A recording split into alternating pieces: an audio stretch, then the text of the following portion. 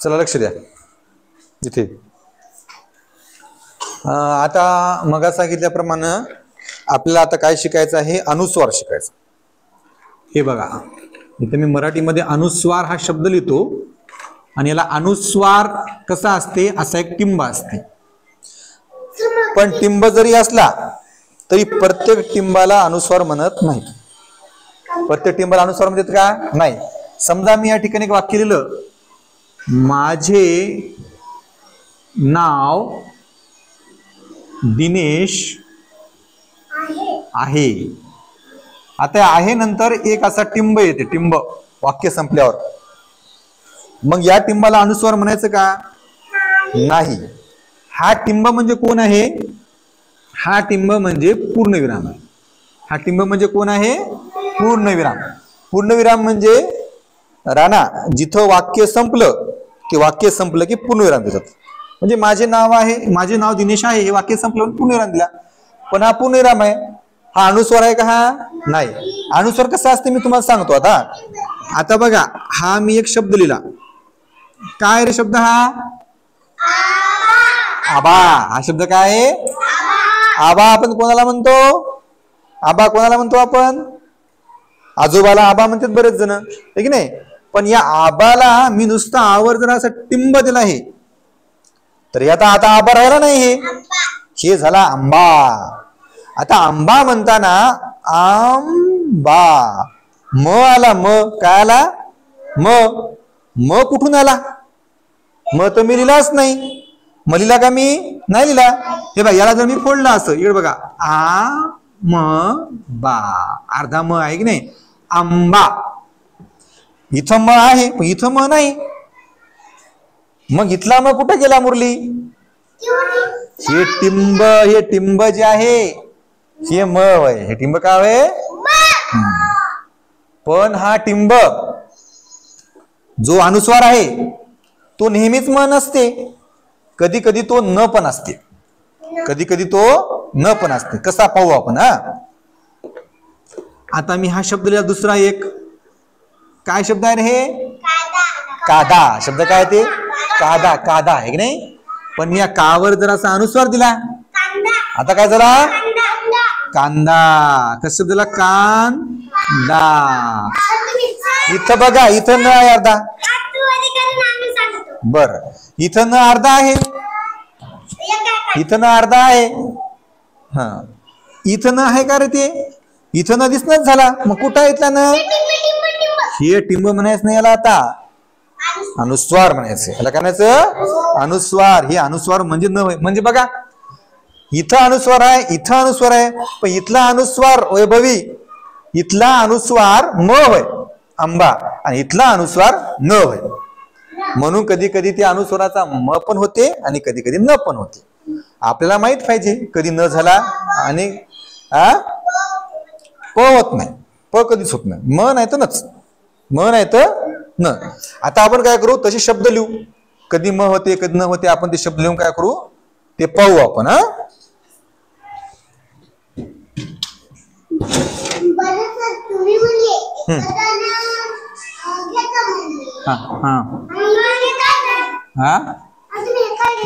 नाही ना अनुस्वार सांगितलं ना खाली बसून, तुम्ही लक्ष दिलं नाही तेव्हा, एक दोन तुम्हाला जागेवर दिले मी.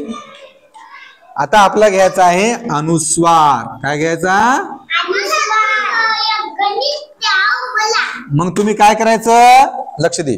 तुम्ही काय करायचं, नंतर हे सगळं झाल्यावर तुमच्या मराठीच्या वहीमध्ये जी अशी रेषा असते मोठी अशी वर, आणि इकडे अशा रेषा असतात की नाही, अशा रेषा छोट्या छोट्या अशा रेषा असतात बघा, अशा हे मोठी हे छोटी, हे जराशी मोठी हे छोटी असते की नाही. इथं वर एकदम मोठी जागा असते, असं अनुस्वार नाव लिहायचं. इथं असं काय करायचं, दी करायचं. दी म्हणजे दिनांक 10/7 मराठीमध्ये लिहू आपण याला, 10/7. याच्या पुढे लिहायचं C.W. मी क्लास वर्क. इथं आपल्याला ते शब्द लिहायचे.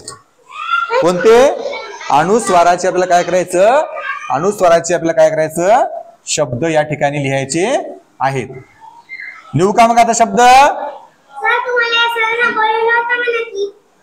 इथं लक्ष द्या. आता आपण काय करू, शब्द लिहू. पहिला शब्द आपला झालाच लिहू. आपला आधी काय करू, त्याला बिना अनुस्वाराचं लिहू आणि नंतर काय करू, अनुस्वार देऊन लिहू. दरवाजा ढकलते, दरवाजा ढकल. नंतर काय करू आपण, अनुस्वार, त्याला अनुस्वार देऊन लिहू. आता बघा इथं मी हा एक शब्द लिहिला,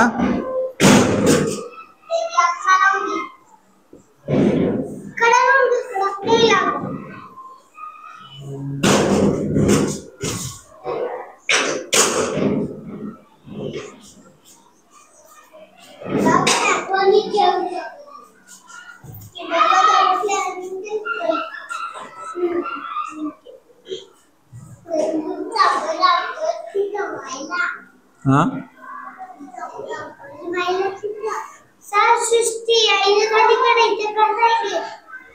लक्ष द्या, लक्ष द्या, लक्ष द्या. हिचं काम नाही, जे नाव घेतलं त्यांचंच काम आहे.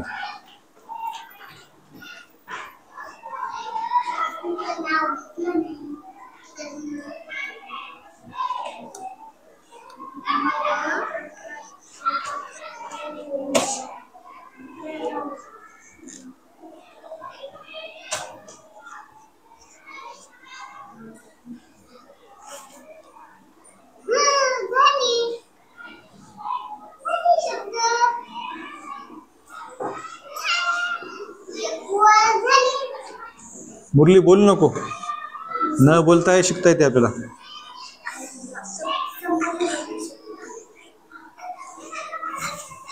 आता बघा आपण हे बिना अनुस्वाराचे शब्द काय करू, आधी आपण वाचू. हा म्हणा, पाडा, आबा, साधा, मदा,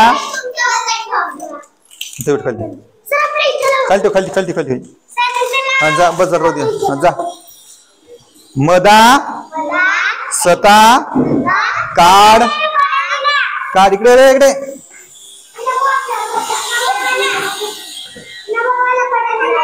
नंतर आणून घ्या. काड, हे दरवाजा लावून घे, दरवाजा लावून घे. काड, सात,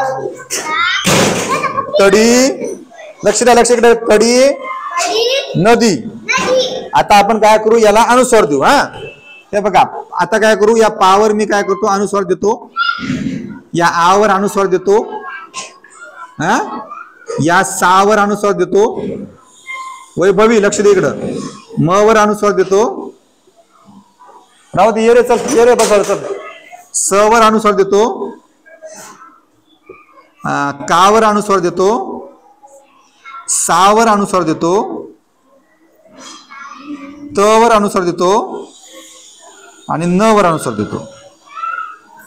बघा, पाडा जे शब्द होता ते काय झाला, पांडा, आहे की नाही. आबा काय झाला, आंबा. साधा काय झाला, सांदा, सांडा.